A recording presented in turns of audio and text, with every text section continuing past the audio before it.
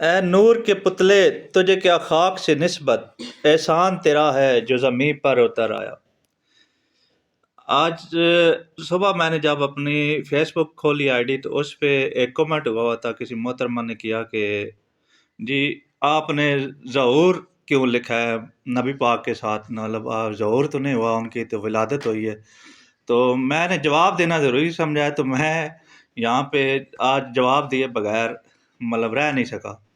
تو بات یہ ہے کہ پیدا تو آپ اور ہم ہوتے ہیں، ان کا تو ظہور ہی ہونا ہے، ٹھیک ہے۔ جو نور ہے اس کا ظہور ہی ہوتا ہے۔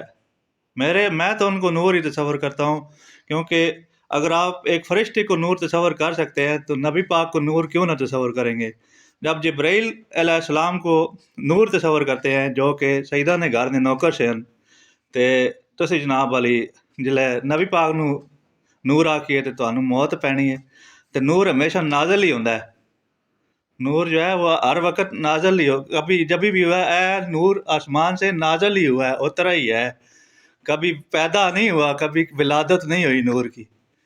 تو بات یہ ہے کہ جب جبرائیل نبی پاک عرش پہ گئے تھے معراج پہ، تو جو نور تھا وہ بھی ایک جگہ پہ جا کے رک گیا تھا۔ جبرائیل نوری فرشتہ ہے نا، وہ بھی ایک جگہ پہ جا کے رک گیا تھا، اور وہاں گئی تھی حسنین کے مطلب نانے کی جتی جو چمڑے سے بنی ہوئی تھی۔ اب یہ مجھے نہیں پتا کون سا چمڑا تھا، لیکن چمڑے سے بنی ہوئی تھی، وہ بھی مولا کے ساتھ مس ہوئی نبی پاک صلی اللہ علیہ وسلم کے ساتھ، اور وہ بھی عرش پہ گئی۔